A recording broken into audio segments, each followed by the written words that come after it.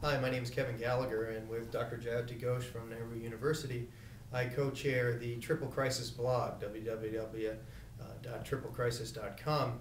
We formed the blog in the midst of the global financial crisis to try to expand and broaden the debate about these issues. We expand and broaden it in a number of manners. One, by bringing in issues related to economic development and global environmental issues. But perhaps more importantly, we bring a global perspective and have 17 or so economists, the majority of whom are from the global south. And so we really hope to bring a southern perspective to many of the issues related to these three crises in the global north.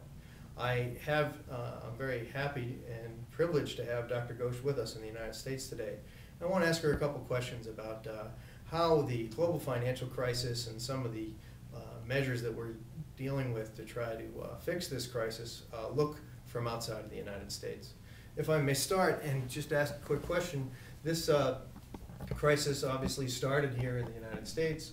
The epicenter of the crisis was in the United States. How has that been felt in the developing world, especially in Asia? First, of course, is because we were constantly being lectured about how we have to become more like the US in terms of financial system.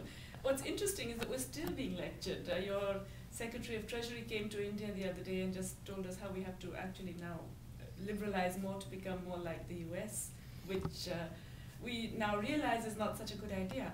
So I think the first issue is that the whole structure of financial liberalization, which has been either imposed or persuaded by the US, is really now under question.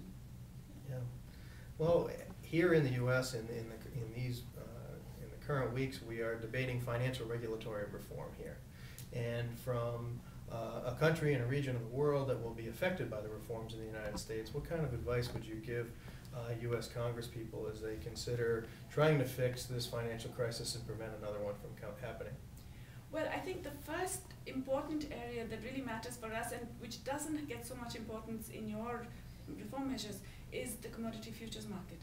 Because we've had such volatile movements in food prices, and a lot of that is related to financial behavior, which can come in because of your 2000 Commodity Futures Modernization Act.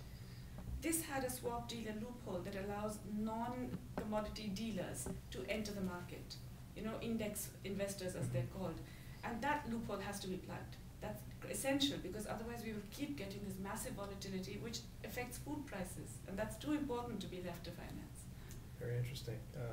Definitely something that isn't getting as much attention as it should in Washington.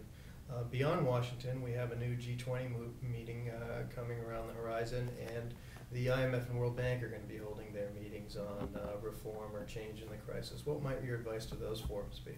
I've been very disappointed in the G20, because the G20 actually gave a lease of life to the IMF.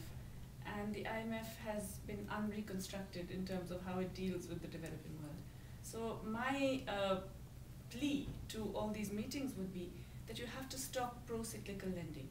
You have to institute financial flows to developing countries that have been hit by the crisis through no fault of their own. You have to give, for example, a food price compensatory flow, something like the oil compensatory mechanism. The fund should just give like that. The fund should give counter-cyclical money without forcing pro-cyclical conditions. Very interesting. Well, thank you very much for coming here and talking to us about these, and let's hope that the IMF, G20, and the U.S. government brings in a broader perspective about how its actions can affect the global south as well as fix the problems here in the north.